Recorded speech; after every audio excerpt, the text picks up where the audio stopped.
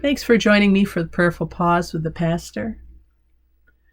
We're in the middle, kind of our Holy Week series.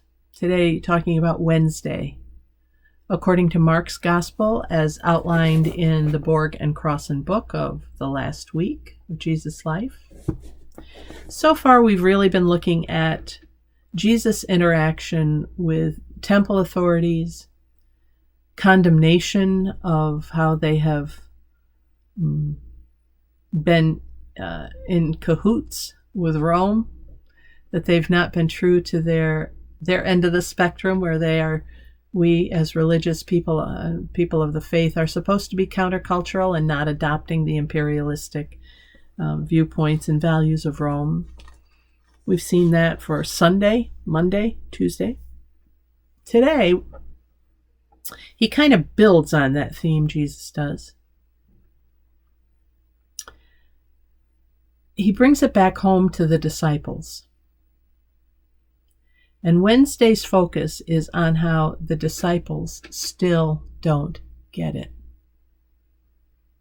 3 years they have been with this man, walking around close enough, as one rabbi puts it, so that the dust from Jesus' feet falls on their sandals. They've been living with him 24/7, hearing him preach every day. More than that, engaging him about how he lives life and trying to adopt that to their own lives. But by Wednesday, and he knows his time is running out, by Wednesday, they still don't get it. If you go reading in Mark's Gospel, you find out that although the chief priests and the scribes and temple leadership finally are very clear what a threat Jesus is to them and to their power in the temple, Jesus isn't in the temple this day. He's back home in Bethany with Mary and Martha and Lazarus.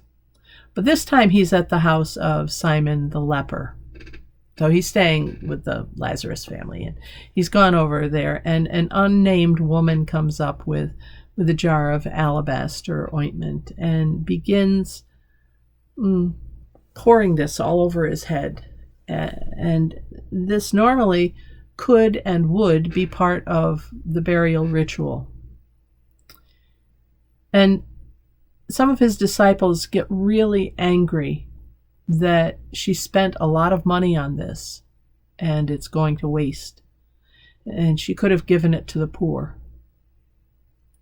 And this is where, Jesus talks about how the poor will always be with you. But it's also the point where, according to Mark, and as I say, this is different from John's Gospel, but according to Mark, this is where Judas Iscariot decides that he needs to plan a way to work with the chief priests, because the whole ministry is getting off the rails from where he thought it was going to go. We don't know. Did he think that Jesus was going to be a military leader or something? We just don't know. We do know that he wanted Jesus to appeal to the zealots more.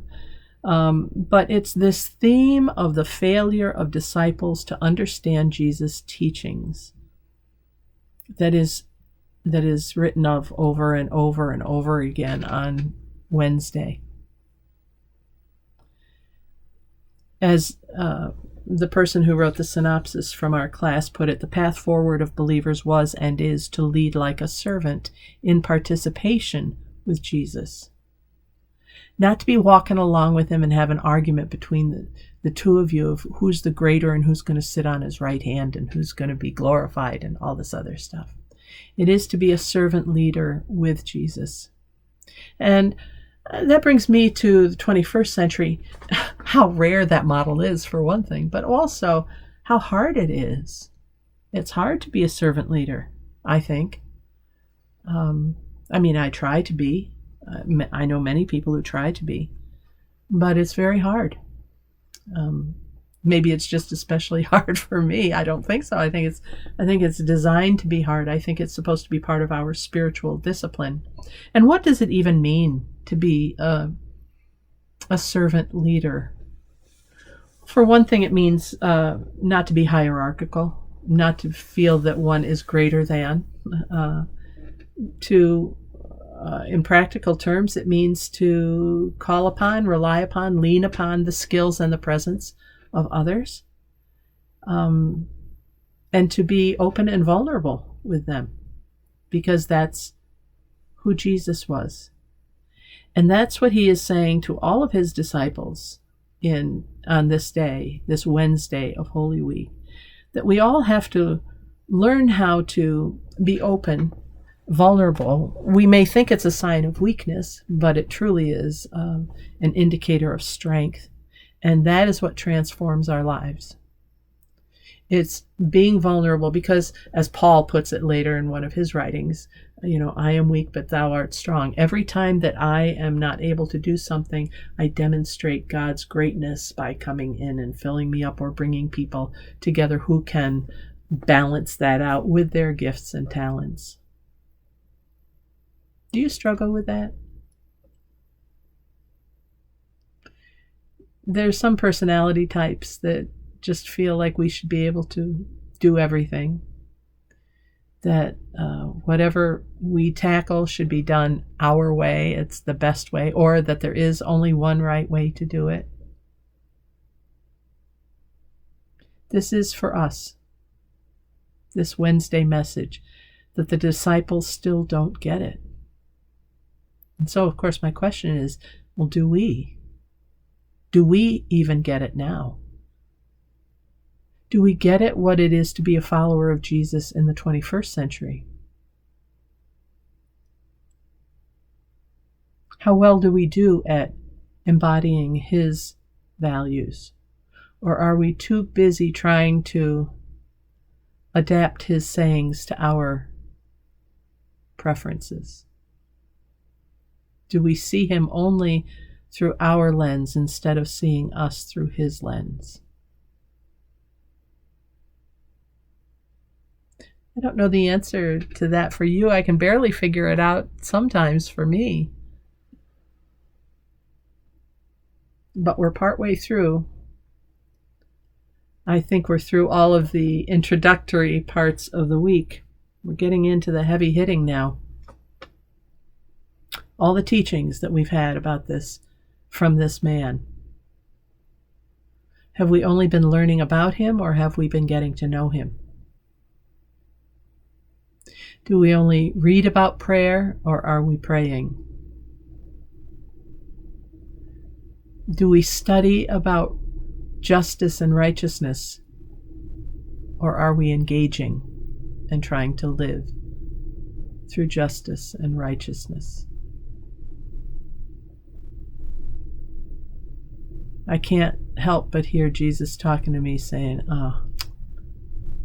honest to Pete, Deb, you just don't get it.